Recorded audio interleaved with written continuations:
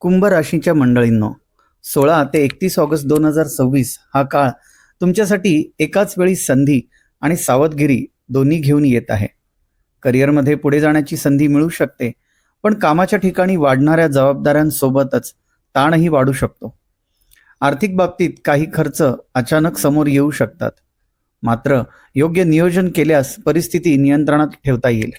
आणि विशेष महत्त्वाची गोष्ट म्हणजे 22 ऑगस्ट नंतर बुधाचा राशी बदल तुमच्या नोकरी, व्यवसाय आणि वैयक्तिक संबंधांवर वेगळा प्रभाव निर्माण करणारा आहे.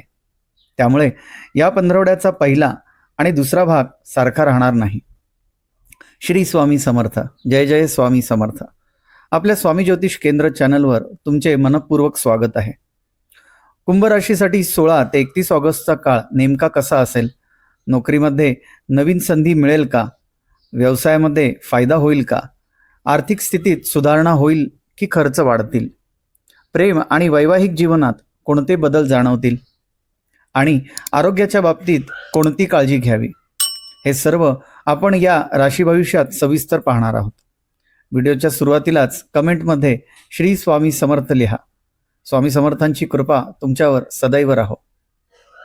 चंद्र राशी कुंभ मानून पाहिल्यास या काळात राहू पहिल्या भावात, शनी दुसऱ्या भावात वक्री, मंगळ 5व्या भावात, गुरु आणि बुध सुरुवातीला 6व्या भावात, शुक्र 8व्या भावात, सूर्य आणि केतू 7व्या घरात, तर 22 ऑगस्ट नंतर बुधही 7व्या भावात येणार आहे.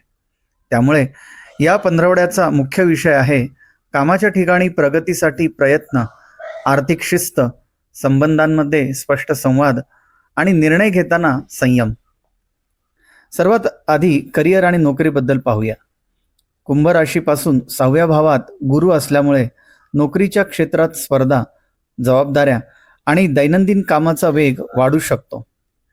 मात्र गुरुचा प्रभाव असल्यामुळे अडचणी समोर आल्या तरी त्या सोडवण्यासाठी योग्य मार्गदर्शन मिळण्याची शक्यता आहे.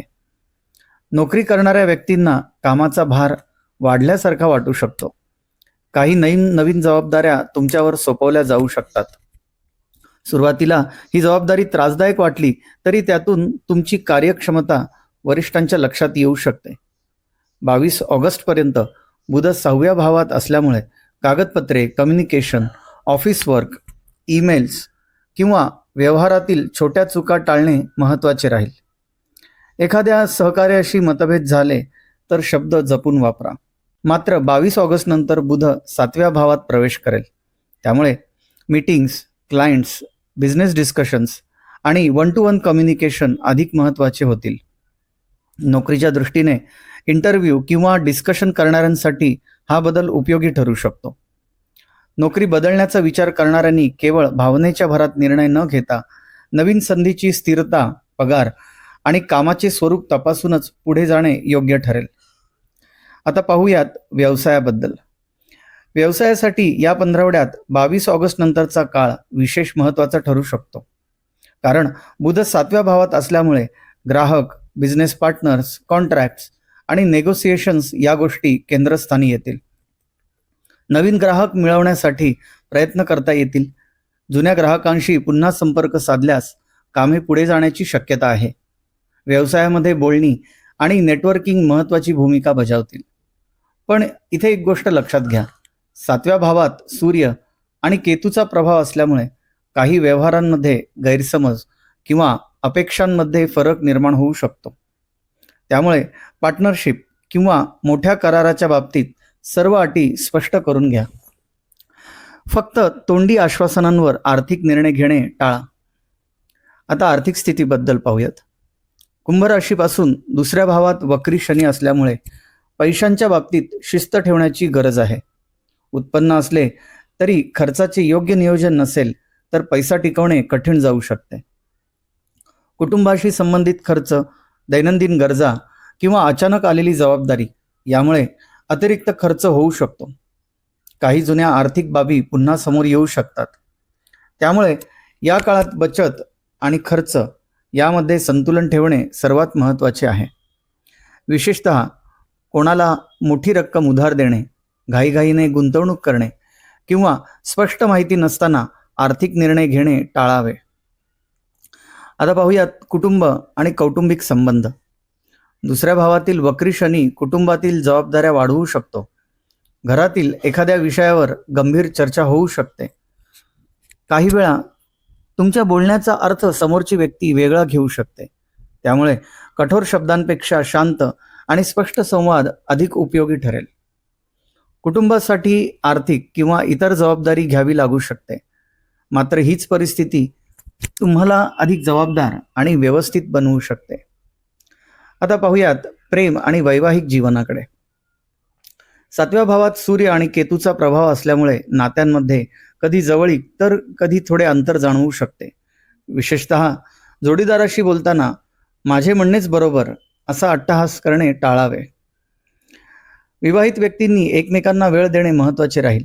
कामाचा ताण किंवा बाहेरील समस्या वैवाहिक नात्यावर परिणाम देऊ विवाहित व्यक्तींनी एकमेकांना वेळ देणे महत्त्वाचे राहील. कामाचा ताण किंवा बाहेरील समस्या वैवाहिक नात्यावर परिणाम करू देऊ नका. प्रेमसंबंधात असणाऱ्यांसाठी संवाद हा या काळातील सर्वात महत्त्वाचा मुद्दा आहे. मनात काही असेल तर स्पष्टपणे बोला. गैरसमज वाढू देऊ नका. अविवाहित व्यक्तींना एखाद्या नवीन व्यक्तीशी संपर्क येऊ शकतो. मात्र लगेच भावनिक निर्णय घेण्यापेक्षा त्या व्यक्तीला समजून घेण्यासाठी थोडा वेळ द्या. आता या पंधरवड्यातील एक महत्त्वाचा ग्रह बदल आपण पाहूयात. 22 ऑगस्टपर्यंत बुध 6व्या भावात असल्यामुळे तुमचा भर काम, समस्या सोडवणे, स्पर्धा आणि दैनंदिन जबाबदाऱ्यांवर राहील. या काळात एखादे काम व्यवस्थित पूर्ण करण्यासाठी अतिरिक्त मेहनत घ्यावी लागू शकते. पण 22 ऑगस्ट नंतर बुध 7व्या भावात आल्यावर परिस्थिती बदलते. तुमचे लक्ष इतर व्यक्तीशी होणाऱ्या संवादाकडे, क्लायंट डीलिंगकडे, पार्टनरशिप आणि ॲग्रीमेंट्सकडे वळते.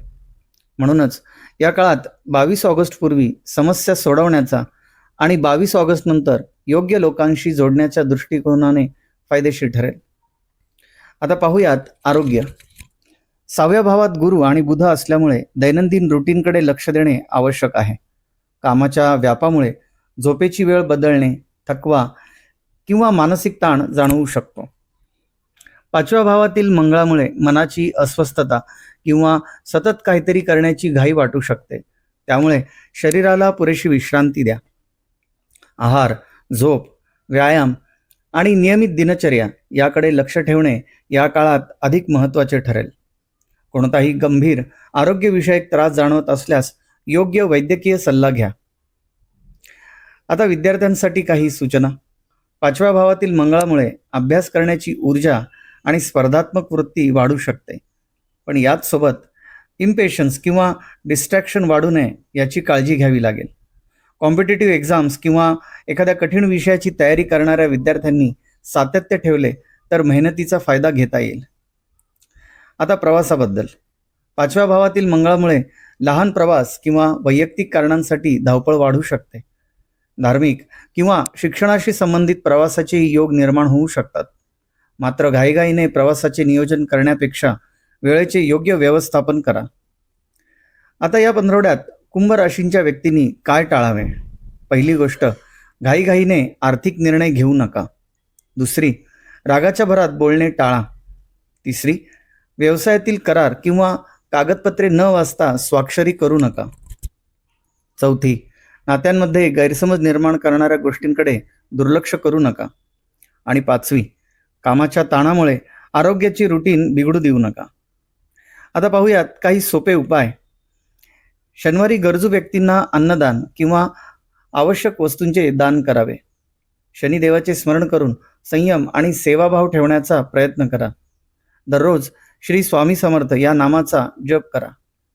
एकंदरीत पाहता 16 ते 31 ऑगस्ट 2026 हा कुंभ राशीसाठी मेहनत, जबाबदारी आणि योग्य निर्णयांचा काळ आहे.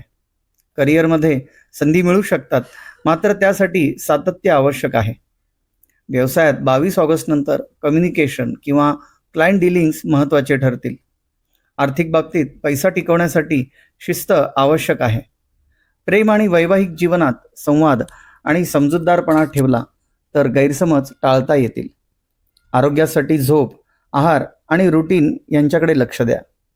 आणि या संपूर्ण पंधरवड्यातील सर्वात महत्त्वाचा सल्ला असा की संधी येतील, पण त्या संधीचा फायदा घेण्यासाठी योग्य वेळी योग्य निर्णय घेणे तुमच्यासाठी महत्त्वाचे राहील. स्वतःवर विश्वास ठेवा, संयम ठेवा आणि सातत्याने प्रयत्न करत राहा. श्री स्वामी समर्थांची कृपा तुमच्यावर आणि तुमच्या कुटुंबावर सदैव राहो. श्री स्वामी समर्थ. सुहास दाणी, स्वामी ज्योतिष केंद्र.